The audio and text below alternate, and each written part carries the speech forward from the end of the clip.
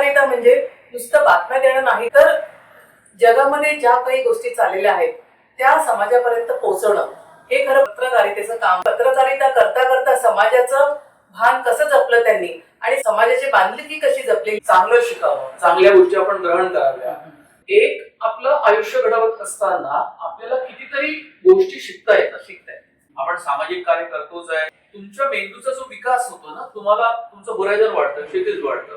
पत्रकारितेत आल्यानंतर मी बदलत गेलो. हा एक्सपोजर्स तुम्हाला मिळतात, जाण असणं, त्यांची आवड असणं आणि या सगळ्या गोष्टी खूप महत्वाच्या. पत्रकारितामध्ये शिरल्यानंतर त्याचा उपयोग तुम्हाला तुमच्या या जीवनामध्ये करत असाल. पत्रकारिता करण्यासाठी म्हणून ज्या ज्या गोष्टी आवश्यक लागतात पत्रकार घडायला, त्या माझ्या आजूबाजूला घडत होत्या, त्या मला शिकायला मिळाल्या, त्या मी शिकून घेतल्या. आज वेगवेगळ्या चॅनल मध्ये काम केलेलं आहे. कसा हा तुमचा जीवन प्रवास झाला? ते नक्षलवाद्यांची मुलाखत घेणं, निवडणुकीचं वेगवेगळं कव्हरेज करणं आणि करोना काळामधलं हे जे टार्गेट म्हणजे सगळ्यांना दाखवून दिलं की ते खरोखर ती सामाजिक बांधिलकी त्या माध्यमातून कशी जपायची. त्यांचं सामाजिक काम ते लोकांसमोर पुढे यावं, प्रेक्षकांसमोर, आणि एक चांगलं सकारात्मक वातावरण समाजामध्ये तयार व्हावं. डोळ्यावर पट्टी बांधून आम्हाला त्या लोकेशनवर घेऊन आले आणि त्यांच्यासोबत जेवलो सुद्धा. नक्षलवाद्यांची व्यथा तुम्ही लोकांसमोर आणली. त्यांचा मुद्दा नेमका काय आहे हे थेट लोकांपर्यंत पोहोचवण्याचा. काळ बदलला, टीव्ही प्रभावी झाला, टीव्हीचा पण एक वेगळा काळ होता. असं ट्रान्सफॉर्मेशन झाल्यामुळे त्या पद्धतीनं वर्तमानपत्र बदलली, टीव्ही चॅनल्स बदलले, युट्यूबचं स्वरूप बदललं, बातम्यांचं स्वरूप बदललं आणि आपण आता स्मार्टफोन हा आपल्या अविभाज्य बदलला, स्क्रीन टाइम आपला वाढला. स्वतःचं आयुष्य साकारताना या गोष्टींचा नक्की विचार करतो की आपण कसं चालायला हवं. म्हणजे जे समोर दिसतं ते नाहीये, पण त्याच्या मागे खूप कष्ट आहेत. ते कष्ट असल्याशिवाय तुम्ही या गोष्टीमध्ये पुढे जाऊ शकत नाही.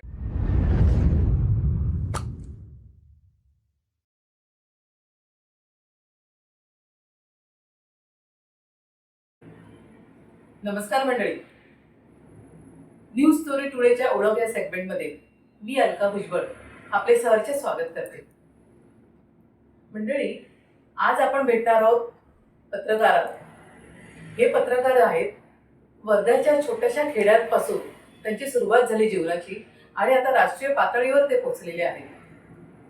शिक्षक वडिलांचे संस्कार, आईची साथ आणि पत्रकारितेची प्रचंड आवड या त्रिसूत्री माध्यमातून त्यांनी स्वतःला घडवलेलं आहे आणि पत्रकारितेची भान सुद्धा त्यांनी जपलेलं आहे.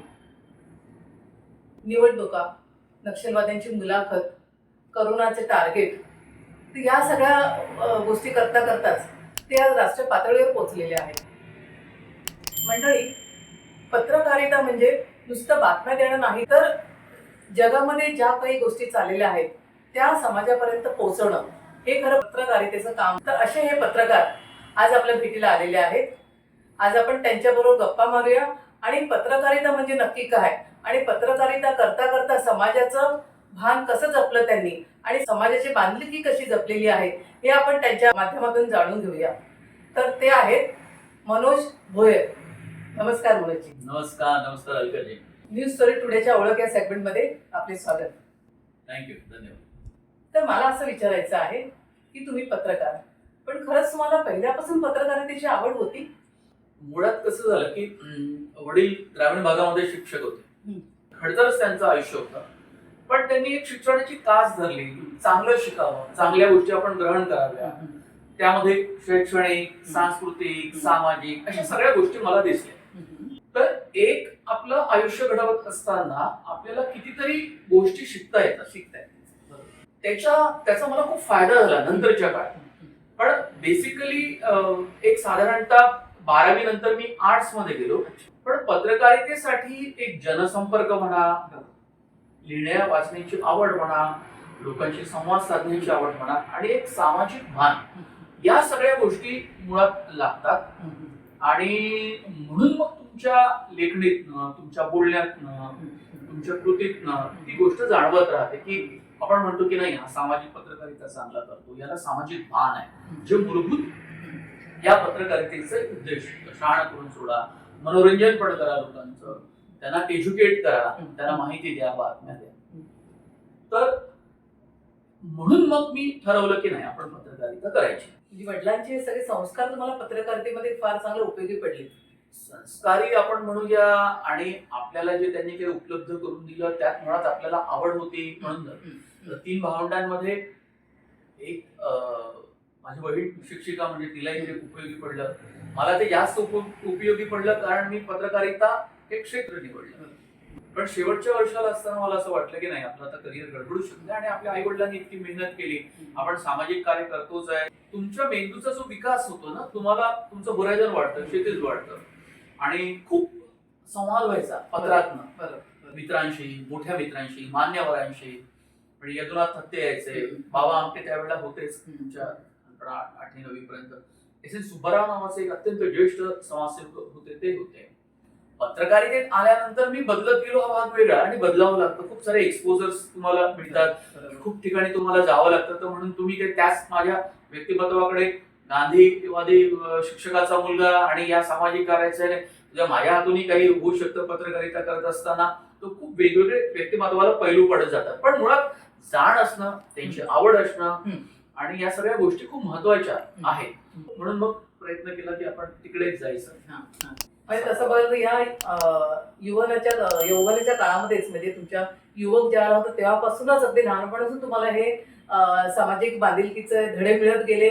समाजाने वावरायचं कसं, समाजातल्या वेगवेगळे स्तरावर कोण कोण भेटले, त्याच्यामुळे तुम्हाला ही जास्त आवड निर्माण झाली आणि पत्रकारितामध्ये शिरल्यानंतर त्याचा उपयोग तुम्हाला तुमच्या या जीवनामध्ये करतच झाला असं म्हणते. कारण की एका टप्प्यावर आल्यानंतर आपण सिरियस होतो. म्हणजे त्यावेळेला आम्ही खूप तो अर्थशास्त्र एकतर फार आवड होती म्हणा किंवा किचकट होती किंवा तो काही मेंदूला तो काही झेपत नसेल, असं सगळं होतं त्यावेळेला.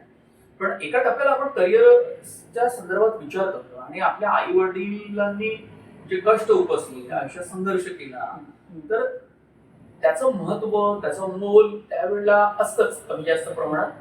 तुम्ही जे जसजसे मोठे होतात ना, तसं तसं तुम्हाला आणखी त्यांचं महत्व कळतं, आई वडिलांचं, त्यांच्या कामाचं, त्यांच्या कष्टाचं. कारण त्या टप्प्यावर तुम्हाला सुद्धा तुमच्या मुलांकडून येणारे अनुभव, समाजाकडून येणारे अनुभव हे जास्त महत्वाचे असतात. तर मुळात पत्रकारिता करण्यासाठी म्हणून ज्या ज्या गोष्टी आवश्यक लागतात पत्रकार घडायला, त्या माझ्या आजूबाजूला घडत होत्या, त्या मला शिकायला मिळाल्या, त्या मी शिकून घेतल्या. तसा सहवास मला लाभला, तसा सहवास लाभावा, एक चांगला अँबियन्स आपल्या आजूबाजूला असावा, यासाठी मी सुद्धा प्रयत्न केले. पण अर्थातच तो भोवताल उपलब्ध करून देणाऱ्या आई वडिलांचं मोल जास्त आहे. आणि नंतर मग काही गोष्टी आपल्याला आपला स्वभाव, आपली प्रकृती, आपली प्रवृत्ती पाहता समाजातही आपल्याला अनेक गोष्टी मिळत राहतात. अर्थात त्याचं पण आपण त्यांचं योगदानही मित्रांचं ते मान्य केलं पाहिजे. आणि मला असं वाटतं वडिलांचं पुस्तक सुद्धा तुम्ही प्रकाशित केलेलं आहे, तर त्याच्याबद्दल जरा सांगा. आता हा आयुष्याचा टप्पा सगळा होता आणि वडील सातत्यानं विकास वार्ता वगैरे मध्ये लिहायचे. त्या अर्थानं त्यांच्यामध्ये तो एक पत्रकारितेचा गुण असावा, लेखन आणि हे पूर्ण पत्रकार नव्हे पण लेखन. मग चिंतन, मग आमच्याकडे एक टेप रेकॉर्डर असायचा, मग आम्ही ते वर्तमान म्हणजे रेडिओवरचं त्यांचं सकाळचं चिंतन भाषण 5 मिनिटातच असायचं आणि ते लिहायचे. आमच्या आजूबाजूला समोर सातत्यानं काहीतरी लिहित राहायचे, ते आम्ही रेकॉर्ड करून घ्यायचो आमच्या कॅसेटवरती, टेप रेकॉर्डरवरती. म्हणजे ते आमच्यासाठी कायमस्वरूपी ते राहायचं. आता हे सगळं ते करत असताना त्यांनी शिक्षण वाटा चोखाळताना हे पुस्तक लिहिलं. मग मी ते 2 प्रकाशकांना दिलं. मग पद्मगंधाचे प्रकाशक अरुण जाखडे सरांनी, आज ते हयात नाही, मला खूप त्यांची आठवण होते, त्यांनी ते प्रकाशित केलं. आणि त्यांच्यापर्यंत एक डॉक्टर मंगेश नारायणराव काळे, संपादक आणि चित्रकार, साहित्यिक, तर त्यांनी एक मार्ग दाखवला आणि शेवटी प्रकाशकांचा निर्णय असतो. प्रकाशकांनी ते स्वीकारलं, प्रसिद्ध केलं. त्याला वसंत आबाजी ढहाके, ज्येष्ठ साहित्यिक आणि बाबांचे मित्र आणि वर्गमित्र नई तालीममधले डॉक्टर ज्येष्ठ समाजसेवक डॉक्टर अभय बंग यांनी प्रस्तावना लिहिली. खूप दीर्घ प्रस्तावना ही ढहाके सरांची आणि मागे आपण झालं पुस्तकाच्या मागच्या बाजूला खूप मोजकी एक त्यांचं टिपण म्हणणं भाष्य डॉक्टर साहेबांचं आहे. आणि मग त्याला नंतरच्या काळामध्ये सार्वजनिक वाचनालय नाशिक सावानाचा मोठा पुरस्कारही मिळाला आणि इथे प्रकाशनाचा छान कार्यक्रम झाला. म्हणजे आपल्या ग्रामीण भागामध्ये शिक्षण कसं असतं, शिक्षण प्रणाली कशी असावी, ती त्यांना स्वतःच्या पायावर उभं राहण्यासाठी म्हणून काय काय गोष्टी त्यांनी खूप प्रयोग राबवले, खूप प्रचंड प्रयोग राबवत राहिले, आताही ते करतात.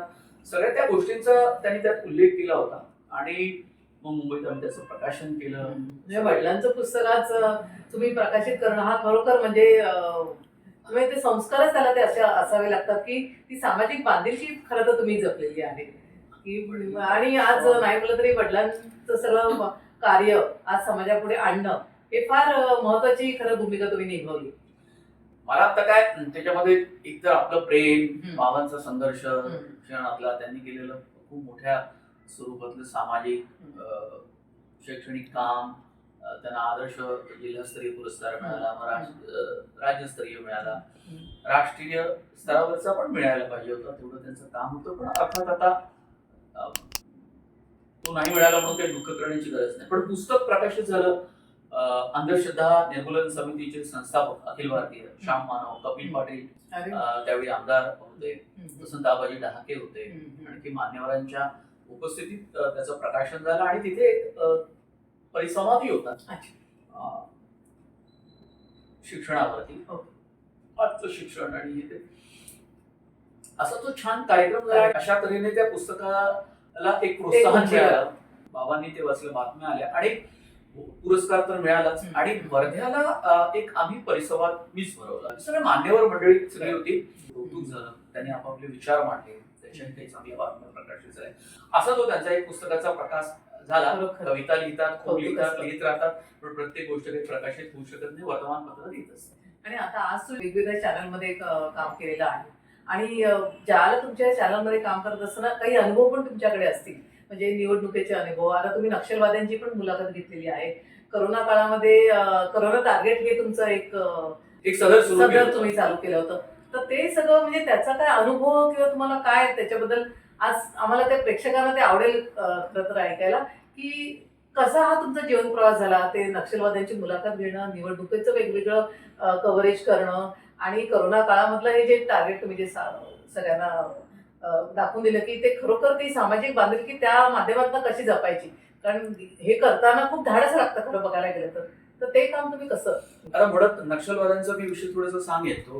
तो आहे खरंच माझ्या आयुष्यातली अत्यंत चांगली असाइनमेंट आहे. बाकी रोजचं तुम्ही काम करत असतात, उपजीविकेचं तुमचं साधन असतं, तुम्ही परिश्रम करता आणि करायलाही पाहिजे. नेटाला प्रामाणिकपणे ऑनेस्टली काम करायला पाहिजे. पण मी हे सांगेन, टार्गेट कोरोना जय महाराष्ट्र मध्ये मी तिथे असिस्टंट एडिटर आणि नंतर डेप्युटी एडिटर म्हणून काम करत असताना 5 वर्ष कोरोना काळामध्ये तिथे आमचे ज्येष्ठ जे होते सीईओ आणि एडिटर इन चीफ श्वेत चंद्र मोहन उपाध्याय, खूप मोठे दिग्गज पत्रकार आहेत महाराष्ट्रातले आणि त्यांचं पण आम्हाला एक छान मार्गदर्शन मिळायचं. तर त्यांची ही कल्पना होती की कोरोना काळामध्ये आपण कोरोनाला टार्गेट करतो म्हणून टार्गेट कोरोना नावाचा एक कार्यक्रम आपण तयार करूया. त्याने ती संकल्पना मांडली आणि मी ती नेटाने पुढे घेऊन मग ती चांगली राबवली. यात माझी मेहनत, माझे परिश्रम नंतरचं हे होतं, पण त्यांनी संकल्पना मांडली आणि ते त्याच्या पाठीशी राहिले. आता मुद्दा असा आहे की कोरोनाला आपल्याला टार्गेट करायचं आहे. एक पॉझिटिव्ह इमेज देणारा, पॉझिटिव्ह संदेश देणारा, सकारात्मक संदेश देणारा असं त्या कार्यक्रमाचं टायटल होतं. त्यात आम्ही काय केलं ते जास्त महत्वाचं आहे आणि तिथे मग आपली सामाजिक पत्रकारिता, सामाजिक भान कसं कामी येतं हे तुम्हाला जर असेल तर तुम्ही ते दाखवून देऊ शकता. माझ्यामध्ये होतं. त्यात काय केलं की मैदानात कोरोना काळात उतरणारे आणि त्यावेळी आपण स्वतंत्रपणे जाऊन आपण काही मुलाखती घेऊ शकत नव्हतो. बहुतांश झूम, गुगल वर त्या मुलाखती आम्ही ऑनलाईन पद्धतीने घेत होतो आणि लाईव्ह घेत होतो. तर त्यात शिक्षक, डॉक्टर, समाजसेवक, उत्तम नगरसेवक, उत्तम काही राजकारणी सुद्धा. म्हणून आपण राजकारण्यांचा नुसता हेवा करून चालणार नाही, तर काही चांगले नगरसेवक, काही चांगले नेते वेगवेगळ्या पक्षाचे आणि कुठल्याही पक्षाचा कोणी असो, आम्ही त्या माहितीची खातरजमा करत होतो, काहींची मदत घेत होतो. काही माझा जनसंपर्क होताच वेगवेगळ्या याच्यामध्ये. कोरोना काळामध्ये डॉक्टर आशिष सातो मेळघाटात काम करणारे असतील, उदाहरण सांगतो मी तुम्हाला. तिकडे प्रकाश आमटेंची सून आहे समीक्षा गुडसे, तर त्या चांगल्या शाळांमध्ये काही त्याचा उपक्रम होता. काही आमदारांच्या पण ऑनलाईन मुलाखती घेतल्या. काही पॅथॉलॉजिस्ट होते, काही डॉक्टर होते, मुंबईतले, आजूबाजूचे बाहेर आता तो खूप मोठा काळ होता, त्या काळात ते 100च्या वर मुलाखती घेतल्या. त्यांचं सामाजिक काम ते तुम्ही लोकांसमोर लोकांपर्यंत- पुढे यावं, प्रेक्षकांसमोर, बरं. आणि एक चांगलं सकारात्मक वातावरण समाजामध्ये तयार व्हावं, जेणेकरून चांगली काम करणारी माणसं आहेत, शेतकऱ्यांसाठी काम करणारे, रस्त्यावरती पाण्याची व्यवस्था करणारे, अन्नाची व्यवस्था करणारे, अन्नछत्र चालवणारे, खूप म्हणजे आता तो काळ तुम्ही आठवून दिला पण, म्हणून मला तो त्या सगळ्यांना पुढे आणायचं. पण करोनाच्या काळामध्ये खरं बघायला गेलं तर हे धाडसाचंच काम आहे.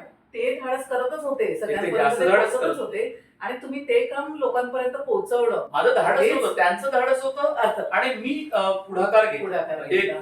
म्हणून तो कार्यक्रम खूप छान चांगला झाला, त्याची चर्चा झाली. याशिवाय मला आठवतं की एक 15 मिनिटं मुलाखत आणि 15 मिनिटं बातम्या. मग त्यात मुंबई, महाराष्ट्र, देश आणि जगभरातल्या बातम्या. कोरोनात काय चाललंय, म्हणजे कोरोनाचा विषाणू, त्याचे वेगवेगळे काही खूप वेगवेगळ्या पद्धतीने तो आपल्याला आपण त्याला सामोरं जात होतो. पण त्या विषाणूने वेगवेगळे रंग कसे काय हे केले होते आणि त्याचा लोकांवर कसा परिणाम झाले. मग जगभरातले म्हणजे याशिवाय आम्ही त्या सत्रामध्ये काही माझ्या परदेशी असणाऱ्या मित्रांच्या पण मुलाखती घेतल्या. अच्छा, म्हणजे त्यांनी सुद्धा कसं. मला सागर बाबळेची एक मुलाखत आठवते. माझे वर्ध्याचेच मित्र आहेत, ते US मध्ये राहतात. ते जर्मनीवरून आम्ही संपर्क साधण्याचा प्रयत्न केला होता. काही वेगळ्या राज्यातले, काही असा खूप त्याला एक व्यापक स्वरूप देण्याचा प्रयत्न केला होता, जेणेकरून त्यांचे अनुभव पण भारतीय किंवा मराठीत बोलणाऱ्या महाराष्ट्रातल्या प्रेक्षकांना कळावे की काय चाललंय. त्यांनी मोटिवेट केलं लोकांना की तुम्ही घाबरू नका, आम्ही आहोत तुमच्या बरोबर, काही लागलं तर आम्ही आहोतच, आणि त्याच्यात तुम्ही स्वतःला जपा, महत्वाचं म्हणजे. आणि कारण हा पसरत चालला, कारण करोना काळामध्ये बघायला गेलं तर लोक घाबरूनच जास्तीचा परिणाम होत होता. त्यामुळे ज्यावेळेला तुम्ही लोक हे सामाजिक काम करत होते आणि त्यांच्या सामाजिक काम करताना बघून तुम्हाला नॅचरली किंवा लोकांना वाटत अरे हे सगळं बाहेर येतायत करतायत, मग आपणही जाऊ शकतो, करू शकतो, आणि अननेसेसरी का घाबरून घरामध्ये बसायचं. करोनाला घाबरू नका, त्याला फेस करा. आणि तो काळ खूप मोठा, त्या काळातल्या सगळ्या अशा काही भीषण आठवणी, आणि आपण कसं सामोरं गेलो, परिवाराला कसं सांभाळलं, त्यामध्ये अनेक लोकांनी मैदानात राहून लोकांसाठी काम केलं. सामाजिक मुळात तीच एक त्यातली कल्पना होती आणि ती राबवता आली. अनेकांना त्यामुळे एक ओळख निर्माण होते समाजामध्ये, आणि असे सगळे चांगले लोक पुढे आले पाहिजे. हे तर तुमचं काम आहेच. म्हणजे कोरोना टार्गेट एक होतं, पण इतर चॅनलमध्ये काम करताना नक्षलवाद्यांची मुलाखत तुम्ही घेतलेली आहे. त्याच्यानंतर काही वेळेला निवडणुकीचे काही कार्यक्रम तुम्ही कव्हर केलेले असतील, तर त्याचा असा काही वेगळा अनुभव सांगाल का? हा, म्हणजे आता त्यातल्या कशा एक मी तुम्हाला सांगेल की नक्षलवाद्यांची मुलाखत, पण साधारणतः 2003 ते 2018 म्हणजे साधारणतः 15 वर्ष मी काम करत होतो. आणि त्यातल्या खूप साऱ्या निवडणुकीचे हे असतील, वार्तांकन असतील. PTV ला असताना गुजरात दंगल सुद्धा कव्हर केली. नक्षलवाद्यांची मुलाखत घेताना आम्ही एक महिनाभर मुक्काम ठोकला होता विदर्भामध्ये, लोकसभेच्या निवडणुकीमध्ये. त्यावेळेला अशीच एक आजतकवर बातमी होती की भित्तीपत्रक म्हणजे नक्षलवाद्यांनी बायकॉट केलेलं आहे निवडणुकीवर. दरवेळेला ते बायकॉट करायचेच, त्यांना ही पद्धतच मान्य नाही, आणि म्हणून ते त्याही काळात करायचे, आताही करतात. तर ती भित्तीपत्रक गावोगावी काही भंडारा जिल्ह्यामध्ये कुठेतरी लावली होती, आणि त्या रिपोर्टरने ते रिपोर्ट केलं की कसा बायकॉट केलेला आहे पुन्हा, म्हणजे त्यात काही कोटेशन असतील, बाईट असतील. मला असं वाटलं की आपण हे केलं पाहिजे, आपल्याला ही संधी मिळू शकते का. तर याच्यामध्ये कसं होतं की एक धैर्य लागतं, आणि त्यावेळेला तर मी माझ्या दिल्लीच्या कुठल्याच लोकांना याची माहिती दिली, कारण मी महिनाभर हेच करत होतो, सगळ्या गोष्टी, रिपोर्ट तयार करत होतो, शोज तयार करत होतो, अँकरिंग करत होतो. सो मला मी कुणालाच सांगितलं नाही, आणि माझ्यासोबत एक कॅमेरामॅन, असिस्टंट कॅमेरामॅन, आणि एका वाहनामध्ये आम्ही नागपूर मार्गे, उमरेड वगैरे मार्गे आम्ही त्या कुरखेड्याला पोहोचलो, आणि तिथे डोळ्यावर पट्टी बांधली गेली. डोळ्यावर पट्टी बांधून आम्हाला त्या लोकेशनवर घेऊन आले जिथे त्यांचा टापू होता, जिथे गड होता म्हणा, किंवा जिथे त्यांची मुक्कामाची व्यवस्था.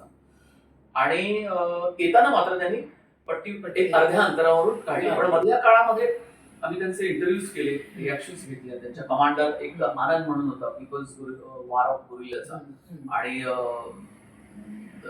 म्हणजे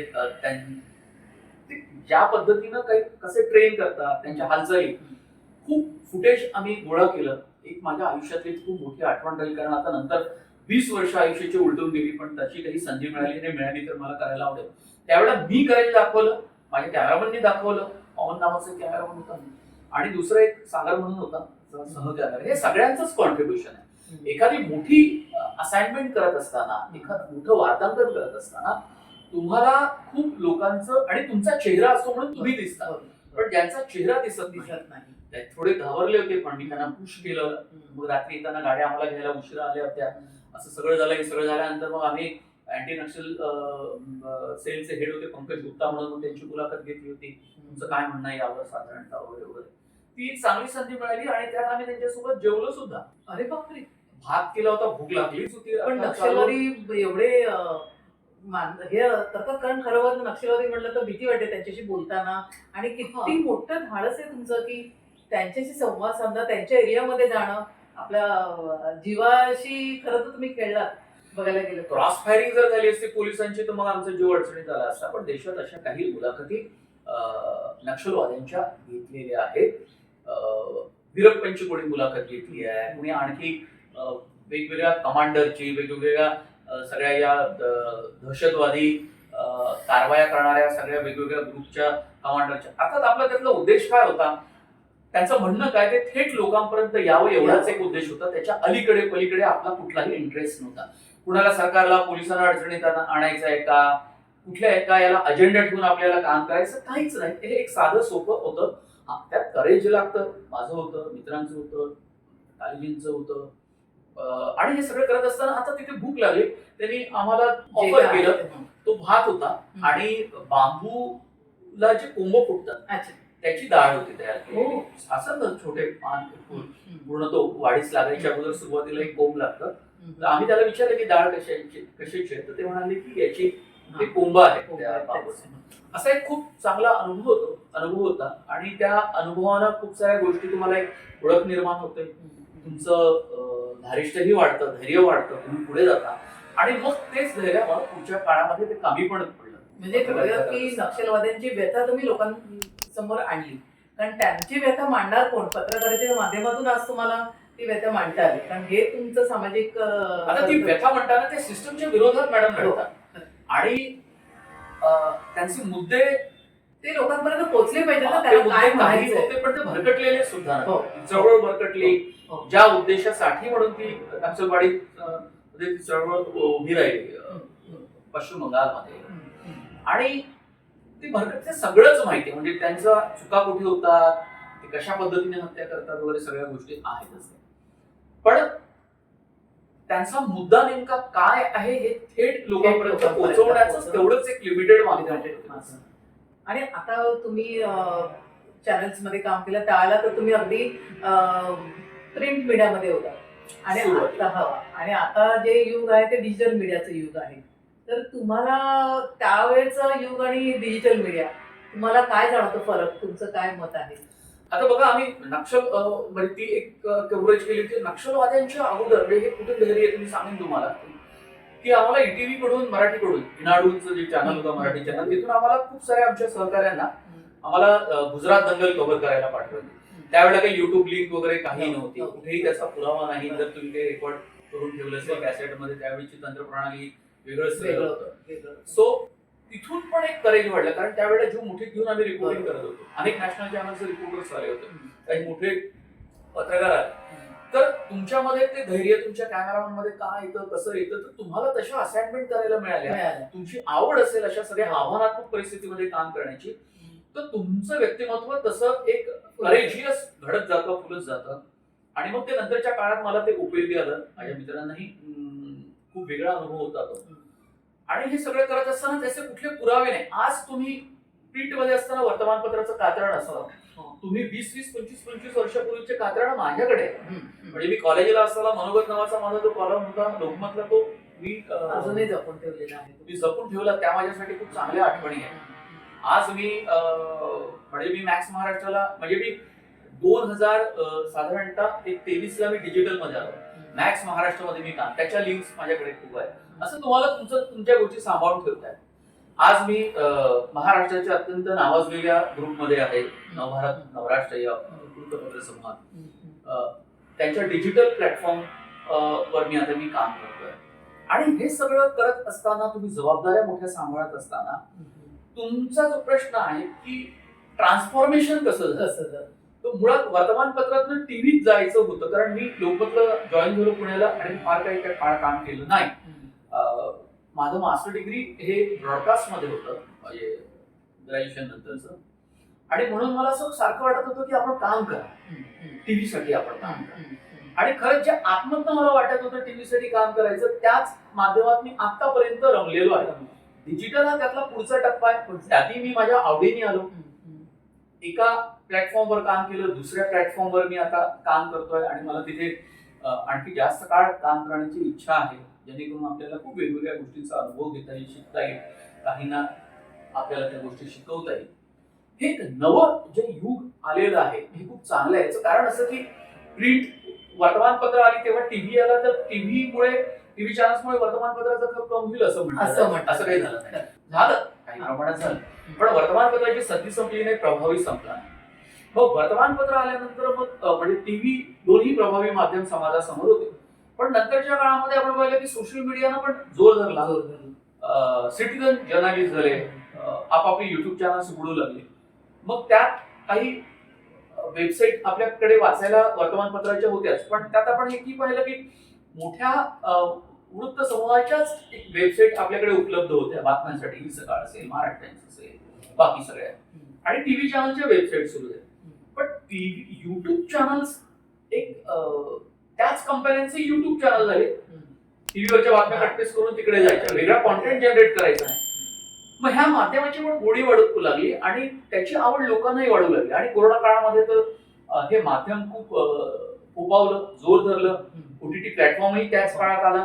म्हणजे याची पण सगळी चित्रपट जो आपल्याला थिएटरमध्ये बघायला मिळतो, तो आपल्याला घर बसल्या ओटीटी माध्यमामधून सुद्धा बघायला मिळेल. आणि मग तो त्याची आवड लोकांना लागली आणि असे लोकप्रिय झाले. कोरोना काळातली ही उपलब्धी आहे समाजासाठी सोशल मीडिया. आता सोशल मीडियामध्ये सुद्धा खूप चांगलं काम लोक करतात. काही ठिकाणी त्याचा काही फिल्टरच नाही.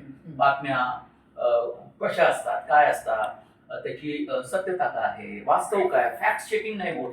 आता हा त्याची एक निगेटिव्ह बाजू आहे, एक दुसरी बाजू आहे. पण सातत्यानं आपण चांगलं लोकांसमोर देण्याचा प्रयत्न केला पाहिजे. इंडिपेंडंट चॅनल्स उभे केले. तुम्ही ज्या प्लॅटफॉर्मवरती काम करता, आज तुमचं न्यूज स्टोरी हे युट्यूब चॅनल आहे. वेगळ्या पद्धतीचं तुम्ही काम करता, वेगळ्या मुलाखती घेता. अर्थात निवृत्त झाल्यानंतर हा खटाटोप का करावा समाजातल्या एखाद्या व्यक्तीने? मला सुद्धा याच्याबद्दल कौतुक आहे, आदर आहे. पण अनेक लोक अशा पद्धतीचा प्लॅटफॉर्म हाताळतात. आता मला तुम्ही सांगा, हे ट्रान्सफॉर्मेशन तुम्ही तुमच्या आयुष्यात घडून आणलं. पण तरीही सुद्धा आम्हाला तर वाटतं की भले आपण डिजिटल मीडियाकडे वळालेलो आहे, पण आज पेपर जोपर्यंत हातात घेत नाही, पेपर वाचत नाही, तोपर्यंत समाधान होत नाही. बातम्या आपण बघतच असतो टीव्हीवर. त्याच्यामुळे आता नवीन पिढी जी आहे ती पूर्ण डिजिटल आहे. ती लोक पेपर हातात घेत नाही, पेपर वाचत नाही. जे काय ते अगदी मोबाईलमध्ये टक टक टक टक बघितलं, हे केलं, झालं. पण अजूनही काही अशा आहेत की प्रिंट मीडियाची तशी हे विश्वासार्हता ती काही कमी झालेली नाहीये. प्रिंट मीडियामध्ये जोपर्यंत बातमी आलेली नाही तोपर्यंत ती खरी आहे. नो डाऊट आपण डिजिटलमध्ये बघतो की बातमी ती समोर दिसते आणि ही दुसऱ्या दिवशी आपल्याला वाचायला मिळते. पण ती वाचणं आणि बातमी बघणं फरक आहेच, कितीही म्हटलं तरी, असं मला वाटतं. तुमचं काय मत? अर्थात, कारण आता बघा, तुम्ही वर्तमानपत्र पण बदलूनही बराच काळ झाला. ग्राफिकल रिप्रेझेंटेशन जे असतं, ग्राफिकल सादरीकरण जे असतं, वेगवेगळ्या गोष्टी, मग तेच अॅनिमेशन सुद्धा आलं टीव्ही मध्ये. टीव्ही तुम्हाला दुष्काळ सापडलेले शेतकरी, अतिवृष्टीमध्ये खूप नुकसान झालेलं, वाताहत झाली शेतकऱ्यांची, उद्ध्वस्त झालेले शेतकरी, वर्तमानपत्रातून तुम्हाला अंदाज येतो. कारण ते माहितीचं एक मोठं साधन होतं. काळ बदलला, टीव्ही प्रभावी झाला. टीव्हीचा पण एक वेगळा काळ होता. सुरुवातीपासून टेक्नॉलॉजी बदलत गेली, फायदा झाला. आता आम्ही वेगवेगळ्या याच्यामध्ये काम केलं. माझ्यापेक्षा आणखी सिनियर असतील, त्यांनी आणखी वेगळ्या पद्धतीनं त्या आव्हानाला सामोरं झालं. आणि असा बदल घडत घडत घडत घडत एक आता तुम्हाला खूप मोठं स्वरूप त्याचं दिसतं. सो तुम्हाला व्हिज्युअली कनेक्ट केलं गेलं प्रेक्षकांना, तुम्हाला व्हिज्युअल्स मिळाले. तो शेतकरी, त्याची शेती, त्याची माती, उद्ध्वस्त कुटुंब, आत्महत्या केलेल्या शेतकऱ्यांची बायको, त्याचं कुटुंब, त्याच्या डोळ्यात हे सगळे तुम्हाला दिसलं आणि व्हिज्युअली तुम्हाला आणखी कनेक्ट केलं. बातम्यांमध्ये व्हिज्युअल्स नव्हते, पण चित्रपट तर होता. एक कथा कादंबरीवर निर्माण होणारा चित्रपट तुम्ही पाहता तेव्हा व्हिज्युअली कनेक्ट होता. बरोबर. पण बातम्यांसाठी हे माध्यम वापरलं गेलं नाही. त्यावेळी अनेक वर्षांपूर्वी ते वापरलं गेलं तेव्हा ते आणखी प्रभावी ठरलं. इंदिरा गांधीच्या काळापासून आपण या टीव्हीची सुरुवात जर आपण पाहिली तर ब्लॅक अँड व्हाईट, मग ते अँटिना आपण खालीवर करत होतो, मॅच पाहायला मिळाली आपल्याला. आता खूप मोठा विषय आहे तो. पण मग यानंतर आपण हेही पाहिलं की वर्तमानपत्राच्या लोक म्हणजे वाचनाची सवय खूपच कमी झालेली आहे. तरुण पिढी इकडे भटकत नाही, पाहत नाही, मग ती वेगळ्या विश्वात गेली. पण त्यांना इतिहासाबद्दल, आपल्या कलेविषयी आदर आहे, त्यांना गाण्याबद्दल खूप आवड आहे, त्यांना लता मंगेशकर, त्यांना सुमन कल्याणपूर, तेही गुगलमध्ये जाऊन, युट्यूबमध्ये जाऊन ते सर्च करायला. माध्यमं बदलली पण आवड तीच आहे, कमी झाली. पण ती पूर्ण समूळ नष्ट नाहीये. कुठली गोष्ट नष्ट होत नाही. कुठेतरी या सगळ्या आपल्या निसर्गात, समाजामध्ये काही गोष्टी असतात त्या पुन्हा वर येतात आणि काळाची महिमा म्हणा, आणि ते आपण वाचायला लागतो नवी पिढी. माझ्या मुलं किशोर कुमारची गाणी खूप आवडतात. मला एक प्रश्न पडला की का आवडतात, कशी आवडतात. हो, वर्तमानपत्र वाचत नाही, पण हे डिजिटलवरती वर्तमानपत्र वाचतात, बातम्या बघतात. याचा अर्थ ते कनेक्टेड आहे. ते असतील, आणखी त्याचे मित्र असतील. ही पिढी कनेक्टेड आहे, पण ती कुठे कनेक्टेड आहे? मोबाईलवर. स्मार्टफोनचं प्रमाण आणि टॅबलेटचं प्रमाण हे विदेशात खूप वाढलं, आपल्याकडे कमी होतं. मग टॅब आला, मग आपल्याला त्याची सवय झाली, आणि सवय झाल्यानंतर आपण त्या सगळ्या बातम्या, सगळ्या गोष्टी आपण त्यावर पाहायला लागलो. आणि असं ट्रान्सफॉर्मेशन झाल्यामुळे त्या पद्धतीनं वर्तमानपत्र बदलली, टीव्ही चॅनल्स बदलले, युट्यूबचं स्वरूप बदललं, बातम्यांचं स्वरूप बदललं, आणि आपण आता स्मार्टफोन हा आपल्या जीवाभावाचा झाला, अविभाज्य भाग झाला. स्क्रीन टाइम आपला वाढला, अशा सगळ्या गोष्टी झाल्या. आणि तुमच्यासारखे लोक खूप चांगलं काम करतात. देवेंद्र सरी, भुजबळ सर, त्यांनी पोर्टल उघडलं, वेगवेगळ्या लोकांचं कौतुक करणं, वेगवेगळ्या लोकांना प्लॅटफॉर्मवर त्या घेऊन येणं, हा एक अत्यंत आपण म्हणतो हा म्हणजे आहोत म्हणून आता इथे स्तुती करणं वगैरे भाग नाही. या बदलांचे तुम्ही साक्षीदार झालात. तुमच्यासोबत अनेक लोक होते, त्या लोकांसोबत तुम्ही काम करत राहिला आणि एक वेगळा प्लॅटफॉर्म दिला. अदरवाईज यातनं काही रेव्हेन्यू मिळेल, तुम्हाला अर्थप्राप्ती होईल असं नव्हे, तरी आपण पदर मोड करून, आपण पोटाला चिमटा घेऊन या सगळ्या गोष्टी करतो. या तुम्ही खूप वैविध्य आपण पाहतो. ऍग्रो पाहतो, कृषी विषयक पाहतो, नाट्य, चित्रपट, साहित्य, पुस्तकाबद्दल नव्या, पत्रकारांबद्दल, ही खूप पॉडकास्ट आता आपण करतोय. हा एक नवीन प्रकार गेल्या काही वर्षामध्ये खूप झाला. तो लोकांना खूप मनमोकळ्या गप्पा मारायला आवडतात. काही फार टेन्शन नसतं, चुकांचं कोणी काही फार विचार करत नाही. असं मला असं वाटतं की आता नवीन पिढी जी आहे ती नवीन पिढी डिजिटल मीडियाकडे वळाल्या नंतर सुद्धा ते जुन्या गोष्टी विसरलेल्या नाहीयेत, आणि फक्त त्यांना ऍक्सेप्ट केलेलं, आपल्यालाही त्यांच्या बरोबरीने चालायचंय, आणि आपल्यालाही त्या नवीन पिढीला ऍक्सेप्ट करायचंय, नवीन माध्यमांना ऍक्सेप्ट करायचंय आणि पुढे जायचंय. जे प्रिंट मीडिया आणि डिजिटल माध्यम हे दोन्ही सायमल्टेनियसली सोबत जातात, आणि त्याचा उपयोग तुम्हाला पत्रकारितेमध्ये तुम्ही वेगळ्या पद्धतीने ते सामाजिक काम करता म्हणजे तुम्ही हे जे आज वेगवेगळी कामं केलेली आहेत तो तुम्हाला लोकांपुढे डायरेक्टली मांडता येतो, कारण बेस तुमचा खरा पत्रकारितेचा आहे आणि समाजासाठी काही करायचं आहे. तर हे ज्याला करताना मला असं लक्षात आलं की मी ऐकलंय खरं की तुम्ही खास आई वडिलांना सिंगापूरला घेऊन गेला होता तुमच्या एका परिषदेला जाताना, त्यांची इच्छा होती. तर त्याच्याबद्दल मला जरा ऐकायचं की ते सामाजिक बांधिलकीचं मला ऐकायला आवडेल. हा एक कौतुकाचा विषय, एखाद्याला कळली ही माहिती तर तो कौतुकाचा विषय होतो, पण हे आपला कर्तव्याचा भाग. बरोबर. ज्या आई वडिलांनी आपल्याला शिकवलं, ज्या आई वडिलांनी आपल्याला पदरमोड करून पोटाला चिमटा घेऊन वर आणलं, आणि एक जगातली सुंदर जर काही गोष्ट असतील तर आपल्या आई वडीलच आहे. तुम्ही मोठे झाल्यानंतर मॅडम लक्षात येतं तुम्हाला की ही आयुष्यातली गोष्ट खूपच मौल्यवान आहे. आणि आज मी 50 वयाचे अर्धशतक पूर्ण केली, माझी आई 74, वडिलांची. म्हणजे नंतर म्हणजे जेव्हा तुमच्या जबाबदाऱ्या पूर्ण होतात, मुलगा मोठा, आणि जेव्हा तुमचं मूल वाढतं ना, तुम्ही पाहता त्याचं बोलणं, हे ते काही वेळा कॉन्फ्लिक्ट पण होतं, माझे पण झाले.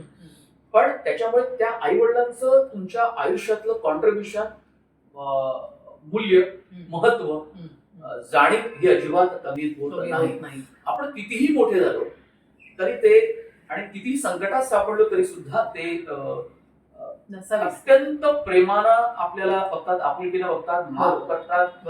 ही अत्यंत म्हणजे जगातली अत्यंत सुंदर गोष्ट आहे आपल्या आयुष्यातली. ही जाणीव होण्याची पण एक वेगळी प्रक्रिया असं मी म्हणतो. असं नव्हे की माझ्या आई वडिलांशी वाद झाले नसतील, होतात सगळ्यांचीच होते. पण आपण ते टाळतो, पण त्यांचं महात्म्य अजिबात कमी होत नाही. असे कधीतरी वडील म्हणाले होते, आता ते देशभरात फिरले होते. मी माझ्या करिअरमध्ये मला आपण जेव्हा पैसे कमवतो तेव्हा त्यातलं काही नियोजन आई वडिलांसाठी करायला पाहिजे. काही वेळा मी केलं, काही वेळा मला करता आलं नाही, काही वेळा मला त्याची जाणीवच होत नव्हती, काही वेळा मला माझ्या कामामुळे आणि नोकरीमुळे आणि सुट्ट्या न मिळाल्यामुळे करता येत नव्हतं, आणि तेव्हा मग आपलं कुटुंब तयार होतं, मग त्यांना आपण वेळ देतो. असं हे चक्र आहे. ते चिमटा काढतात, तुम्हाला शिकवतात, तुमच्यातनं पैसे उरले म्हणजे आपल्या कुटुंबाला म्हणजे पत्नी, मुलगा आणि आई वडिलांना सुद्धा घेतलं. आता वेळ मिळत नाही त्याचं नियोजन करून घेतलं. तर वडील असं म्हणाले की खूप नाही, एकदाच असं म्हणाले की मला एक जवळचा देश बघायची इच्छा आहे. त्यांनी विमान प्रवास मला वाटतं कधी केलेला नव्हता ही माझी चूक आहे, आणि ही माझी चूक आहे, अशी चूक कोणीच करू नये. त्यांनी आग्रह केला का, धुशा लावला का, नाही. पण त्यांच्याकडे काय आजही ते स्वयंभू आहे, पेन्शन मिळते, इंडिपेंडेंट आहेत, पती पत्नी बाकी असं सगळं त्यांना गरज नाही आहे. काहीच असतं सुद्धा, काही जात असत पण काहीच नसतं. मी ती गोष्ट माझ्या डोक्यात होती आणि मी पहिले पासपोर्ट तयार करून ठेवले. अच्छा, ती एक किचकट प्रक्रिया पूर्ण झाली. मग काय झालं की शब्द परिवाराचं सिंगापूरला साहित्य संमेलन होतं. आधी असं मित्रांचं आलं की अरे आपण जाऊया त्याला, आणि मुळात तिथे साहित्य आणि पर्यटन अशा दोन्ही बाबी होत्या. फिरता येईल, चर्चासत्रही होतील, भाषणं होतील, सगळं कवी संमेलन होतील. मग एक माझा मित्र प्रवीण धोपटे हा त्यातला एक मित्रांमधला शिल्लक राहिला. तो म्हणाला मी येतो. तो आला परदेशात, तो ज्येष्ठ पत्रकार आहे, नवराष्ट्राला तिथे जिल्हा प्रतिनिधी आहे. आणि दुसरं म्हणजे माझ्या आई वडिलांना पण मी कधी काय आम्ही जाऊ वगैरे वगैरे, पण आता बाबांना फिरायला खूप आवडतं, मग आईला पण घेऊया. अशा तऱ्हेने त्यांचा तो पहिला प्रवास, पहिला आंतरराष्ट्रीय प्रवास आणि पहिला विमान प्रवास असा झाला. त्यांनी खूप एन्जॉय केलं. तिथे आम्ही छान छान, वाढदिवसही होता त्यावेळी 15 जानेवारी याच वर्षी आम्ही गेलो होतो. आणि सगळे मान्यवर, मीच त्यांचं एक युट्यूबवरती एक सगळ्यांच्या मुलाखती घेतल्या, तुम्हाला काय वाटतं काय नाही. तर प्रत्येकात तर असा तो एक माझ्या जीवनातला खूप आनंददायी. आज आई वडिलांना आपण सोबत नेणं, त्यांचा आनंद जो बघणं, त्यांना आज परदेशवारी केल्यानंतर, कारण खरं पाहिलं तर आपली पिढी आपण जातो, पण या जुन्या जी पिढी आहे त्यांना खरं परदेशवारीशी इतकं हे नसतं, पण परदेश बघायला मिळणं आणि मुलांनी ते लक्षात ठेवून त्यांना नेणं एक खरोखर वेगळं आहे. म्हणजे बघायला गेलं तर मुलाला हे लक्षात आलं पाहिजे की आपल्या आई वडिलांना आपण न्यायला पाहिजे सोबत, त्यांनाही परदेश दाखवायला हवा. आजकाल तर जातात सगळे, ही गोष्ट वेगळी, पण ही जाणीव ठेवणं जास्त महत्वाचं आई वडिलांसाठी. त्यांची आवड, त्यांना काय वाटतं आहे, त्यांच्यासाठी काय करता येईल आपल्याला, ही जाणीव ठेवणं खास महत्वाचं. म्हणजे ते संस्कारच असावे लागतात खरं बघायला गेलं तर, त्याच्यानंतरच या गोष्टी आता त्याचं विश्लेषण करू शकाल सामाजिक अर्थाने वगैरे, पण मला एक आनंद झाला, त्यांनाही खूप आनंद झाला. असं आनंदाने आपण पुढे जात राहिलं पाहिजे. ऍट द एज ऑफ 79 त्यांनी परदेश प्रवास केला. अशा काही गोष्टी असतात की ज्या घडून जातात, वेळ काळ पण यावी लागते. आईला पण एक छान आनंद, ती माझ्या डोक्यात ती गोष्ट होती. आता आपल्याला आणि मुलांचं कौतुक बघणं, बाहेर परदेशामध्ये मुलांचं कौतुक बघणं हा एक वेगळा आनंद. आणि तिला या चांगल्या वातावरणात आपल्याला घेऊन जायचं, ही संधी आहे आपल्यासाठी, आपण ती घेतली पाहिजे आणि हे आपण पूर्ण केलं पाहिजे, जेणेकरून तिला खूप चांगलं बघायला मिळेल. असा तो अशी ती एक सुंदर आठवण. तर मला अजून असं विचारायचंय की डिजिटल मीडियाकडे सोशल प्लॅटफॉर्म निर्माण झालेले आहेतच, आणि तुमचं प्रिंट मीडिया, तर मागच्या नवीन पिढीला तुम्ही काय सांगाल, तुमच्या अनुभवाचं काय तुम्ही म्हणजे नवीन पिढीने कसं स्वतःचं आयुष्य हे केलं पाहिजे या डिजिटल मीडियामध्ये, सोशल मीडियामध्ये? आता ही नवी टेक्नॉलॉजी आहे आणि त्यातलं सायन्स पण वेगळं आहे, शास्त्र आहे. म्हणजे अल्गोरिदम आपण ज्याला म्हणतो, ट्रेंड्स काय आहेत, हॅशटॅग कुठले असले पाहिजे, टॅग्स कुठले असले पाहिजे, याशिवाय डिस्क्रिप्शन, एखाद्या मुलाखतीचं डिस्क्रिप्शन नीट लिहिलं पाहिजे, व्हिडिओचं डिस्क्रिप्शन नीट लिहिलं पाहिजे, तो लोकांमध्ये चालावा म्हणून तो व्हायरल झाला पाहिजे, वेगवेगळ्या व्हॉट्सअप ग्रुपवरती तो शेअर झाला पाहिजे. अशा खूप एन नंबरच्या गोष्टी आहेत. कॅमेरा कसा लावला पाहिजे, फ्रेम कशी असली पाहिजे, लाइटिंग कसं असलं पाहिजे. टीव्ही मध्ये ज्या गोष्टी आम्ही इंटरव्ह्यू करायचो त्यावेळेला लागायच्या त्या वेगळ्या मोड मध्ये तिथे सुद्धा कराव्या लागतात. आजही हा इंटरव्ह्यू रेकॉर्ड होत असताना 2 मोबाईल लागलेले आहेत, रिंग लाईट लागलेली आहे. तिथे आम्ही मोठी लाईट्स लावत होतो, इथे तर रिंग लाईट आहे. एक थोडंसं लो कॉस्ट मॉडेल हे आहे, पण काळजी मात्र तुम्हाला तीच घ्यावी लागते. आज मी काही मेकअप केला नाही, फार मला स्टुडिओत जाताना पूर्वी खूप मेकअप करून जावं लागायचं टीव्ही मध्ये. डिजिटल मध्ये मी थोडाफार करायचो, आता तर मी काहीच करत नाही. पण असे काही बदल होतात. नव्या पिढीनं सुद्धा जनसंपर्क, अभ्यास, विषयाची माहिती करून घेणं आणि मुळात म्हणजे आपली कमिटमेंट आहे किंवा नाही हे तपासून पाहिलं पाहिजे. जर हे नसेल तर उद्या नंतर तुम्ही आई वडिलांचा पैसा खर्च करून तुम्ही एखाद्या इन्स्टिट्यूशन मध्ये शिकाल, पण तुम्हाला गोडी नसेल तर तुम्ही ते शिकू शकणार नाही. एक मुद्दा, पैसा वाया जाईल. आणि मग काय होतं, कुठल्याही नोकरीत आव्हानं येतात, संकट येतात, कार्यालयीन काही वादविवाद होतात, मग तुम्ही तग धरू शकत नाही आणि मग तुम्हाला सारख्या या छोट्या छोट्या गोष्टींचा त्रास होणार. पण मुळात तुमची बाजू पक्की असेल, तुमचं अधिष्ठानच पक्क असेल आणि तुम्हाला हे दृढ निश्चय असेल तर तुम्ही त्याच्यावर मात कराल, एवढंच माझं म्हणणं आहे. उत्तम शाळेमध्ये, उत्तम कॉलेजमध्ये शिका, उत्तम शिका, शिकण्यासाठी धडपड करा, मी एवढंच सांगेन. आणि हे सगळं करून ते खूप मोठे पत्रकार होतील, युट्यूबर होतील, चांगल्या मुलाखती घेऊ शकेल. टॅलेंट हे रोज नव्यानं वेगवेगळ्या पद्धतीनं जन्म घेत असते. आज मी मोठा झालो, माझ्यासाठी एक वेगळी प्रक्रिया मी राबवली किंवा झालो, माझ्यापेक्षा आणखी मोठे होतील. उद्या आपण त्याचा प्रचंड अभ्यास आहे म्हणजे हा, कारण आज सगळा एक्सपिरियन्स घेऊनच आज तुम्ही एवढ्या पुढे आलेला. पण मी काय आणि माझे समकक्ष मित्र काय, शेवटी काय आपण असं कोणी छोटा मोठा एका लेवलला आल्यानंतर तुम्हाला आयडेंटिटी मिळते, तुमचं नाव मोठं होतं, तुम्ही इतरांचं नाव पुढे करण्यासाठी प्रयत्न केले पाहिजे ना. तुम्ही स्वतःची रेष मोठी करणं हेच महत्वाचं आहे. इतरांची रेष कमी करून काही होत नाही. आणि इतरांना पण तुम्ही तसं प्लॅटफॉर्म, मी माझ्या आयुष्यामध्ये खूप या गोष्टी केलेल्या आहेत, मला त्याचं खूप समाधान आहे आणि मी पुढे करत आहे. आणि तुम्ही किती मोठ्या पदावर गेला संपादक तरी, एखादी चांगली काही गोष्ट तुम्हाला जर स्टडीज न्यायची आहे, तो व्हिडिओ प्रकाशित करायचा इतरांना, तुम्हाला आणखी थोडे श्रम घ्यावे लागतात, ती गोष्ट पुढे न्यावी लागते. या गोष्टी मुलांनी कराव्या. म्हणजे आणि खूप टॅलेंटेड मुलं आहेत, स्मार्टफोन खूप चांगला हँडल करतात, त्यांना या नव्या तंत्रज्ञानाच्या बाबीत खूप माहिती आहे. अर्थात तरुण पिढी भरकटली, हे केली, काही गोष्टी खऱ्या आहेत, काही गोष्टी उगाच त्याचा आपण भाव करून घेतला. पण काही मूल्य संस्काराच्या म्हणा, जागतिक सगळ्या रेट्यामध्ये, लोकलब्धीच्या जमान्यामध्ये त्यांचा स्क्रीन टाइम खूप वाढलेला आहे. डोळ्यासाठी तो काही चांगला नाही. रात्रीच्या वेळेला सुद्धा ते अंधारात सगळं बघत राहतात किंवा खूप इंस्टाग्रामवरचे वाह्यात रील्स, युट्यूबवरचे, फेसबुक, टीव्ही बघतो. जे काही आहे सगळ्यांच्या डोळ्यासमोर आहे. पण हे खरंच चांगलं आहे का? किती काळ हे चालायला पाहिजे आणि यातून आपण काय मिळवणार आहोत आणि यात आपल्या आयुष्याला काही बेस तयार होणार आहे का? कुटुंब टिकणार आहे का? पुढे जाणार आहे का? आपली मुलं काही पुढे जाणार आहेत का? अर्थप्राप्ती होणार आहे का? या सगळ्या गोष्टींचा त्यांनीच विचार करायचा. आपण कोणाला काही फार उपदेश देऊन मला हे लक्षात आलं की काही होत नाही. त्यांना अनुभवातच माणूस, आम्ही शिकलो, आमच्या हातून चुका झाल्या, तेही शिकतील आणि तेही पुढे जातील असा मला खूप विश्वास आहे. चांगले पत्रकार घडतील, प्रिंट मध्ये पण घडतील, टीव्ही मध्ये पण सुद्धा खूप मुलं मेहनत करतात. जेवणाचा पत्ता नसतो. अंतर मुंबईमध्ये प्रचंड मोठ्या प्रमाणात, अंबरनाथ, कुठून कुठून मुलं येतात, विरार पनवेलवरून, आणि छातीची माती करत आपली पत्रकारिता करतात, कुटुंबाला जगवतात आणि अभ्यासही करतात. कमी पडले तर आणखी अभ्यास करतात. त्यांची खूप तगमग होते, धावपळ होते, श्वास भरवून येतो. मुली खूप खास करून खूप चांगलं काम करतात. खूप साऱ्या चांगल्या अँकर्स मोठ्या झालेल्या आहेत.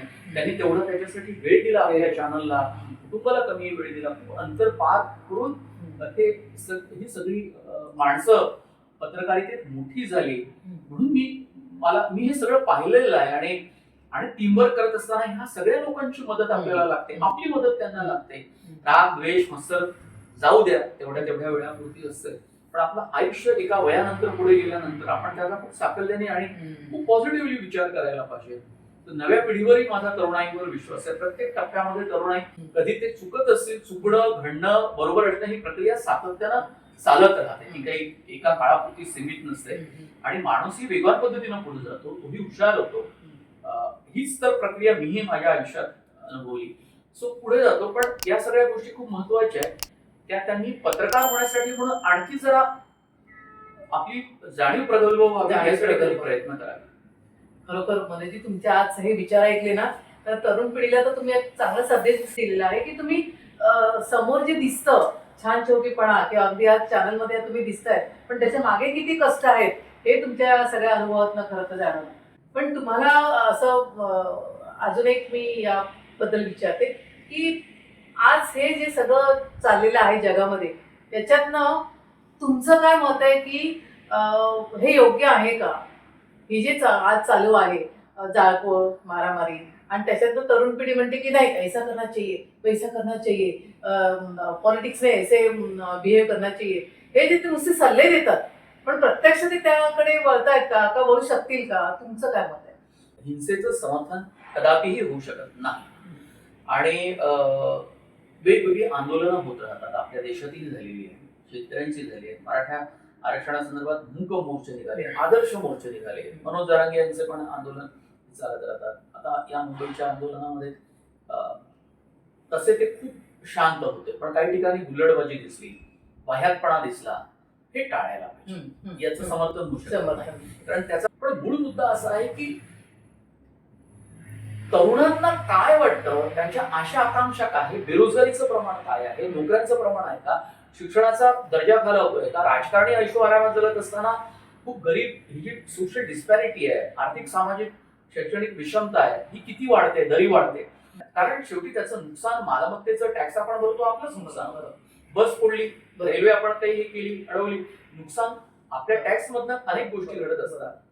तर या गोष्टी तर होतात. जाळपोळ, त्यांना काय होणार, हे काय अंतिम सत्य आहे का आपल्या आयुष्याचं? मार्ग निघणं, संवाद होत राहणं, संवाद होणं, त्यातला वाईट पाठ आपण कायम काढून टाकला पाहिजे. त्याचा पुरस्कारही केला नाही पाहिजे, अंगीकारलाही नाही पाहिजे तो, ती गोष्ट आपण पुढे गेलं पाहिजे. आणि ज्याचं ज्याचं चांगलं काम आहे ते आपण त्याचा उल्लेख केला पाहिजे, त्याचा आपण पुरस्कार केला पाहिजे. ते वेगळ्या विचारसरणीचे, वेगळ्या पक्षाचे असू शकतील, पण तरी सुद्धा जे चांगलं आहे त्याला आपण चांगलं म्हटलं पाहिजे. म्हणजे माध्यमातून आपण हे लोकांसमोर आणू शकतो आणि तरुण पिढीने त्याचा नक्की विचार करावा, त्याच्यानुसार स्वतःला घडवावं. तर आज मी ओळख या सेगमेंटमध्ये आलात आणि ही सगळी माहिती आहे सांगितली, तेव्हा तरुण पिढीला तर नक्की त्याचा उपयोग होईल आणि ते स्वतःचं आयुष्य साकारताना या गोष्टींचा नक्की विचार करतो की आपण कसं चालायला हवं. म्हणजे जे समोर दिसतं ते नाहीये, पण त्याच्या मागे खूप कष्ट आहेत. ते कष्ट असल्याशिवाय तुम्ही या गोष्टीमध्ये पुढे जाऊ शकत नाही, कुठल्याही गोष्टींमध्ये. याच्यात म्हणजे तुमचे पण आभार यासाठी वाटतो की आता मला काही मुलाखत देण्याची सवय आहे, मी मुलाखत घेतो, मी आयुष्यभर मुलाखती घेत आलेलो आहे किंवा रिपोर्टर म्हणून त्यावेळेला बाईट्स घेतो. मलाही एक थोडंसं दडपण येतं. म्हणजे पॉडकास्ट ही संकल्पना कशी आहे, अत्यंत छान मनमोकळ्या गप्पा सांगा, जीवनाचे अनुभव सांगा, म्हणून त्या लोकांना खूप आवडतात. त्यांना असं वाटतं की हे आपले, पण मी पण आता आपल्या त्या पत्रकारितेच्या भूमिकेत असं आवेगात बोलत होतो, थोडा शांत आवाज करून मी हळुवारपणे हे करत असताना असं करायला पाहिजे. पण आता मलाही काही त्याची सवय नाही. मी आता जरा वेगळ्या भूमिकेत बसलोय. मी तुमच्या भूमिकेत असतो, पण मी आता वेगळ्या भूमिकेत. मलाही ते पॉडकास्टचे जे काही गुणधर्म आहे ते सांभाळताना माझी अडचण झाली, कारण मला सराव नाही. पण तुम्ही मला बोलावलं आणि मला ती स्पेस दिली बोलण्यासाठी, आणि माझ्या सगळ्या या जीवन प्रवासातले काही महत्वाच्या गोष्टी आहेत त्याची उजळणी झाली या निमित्तानं. तुम्ही माझे आभार मानले, मी पण तुमचे आभार मानतो की तुम्ही इथे मला बोलण्याची संधी दिली. थँक्यू. तर मंडळी, आजची ही ओळख तुम्हाला कशी वाटली? जीवनाकडे बघताना तुम्ही समोर चित्र वेगळं जरी दिसत असलं तरी सुद्धा तरुणांनी आणि आपल्या स्वतःच्या जीवनाला घडवताना नक्कीच या गोष्टींचा विचार करायला पाहिजे की खरोखर जीवन म्हणजे नक्की काय. पत्रकारितेच्या वेळेला, पत्रकारितेचं काम करताना सामाजिक बांधिलकी कशी जपली पाहिजे आणि त्या माध्यमातून तुम्ही लोकांसमोर कशी त्यांची व्यथा मांडली पाहिजे, हे आज आपल्याला मनोजींनी खूप चांगलं सांगितलं. आजची ओळख तुम्हाला कशी वाटली त्याबद्दल तुम्ही प्रतिक्रिया नक्की द्या आणि जर चॅनल सबस्क्राईब केलं नसेल ते सबस्क्राईब करा आणि आमच्या सोबत राहाच. धन्यवाद.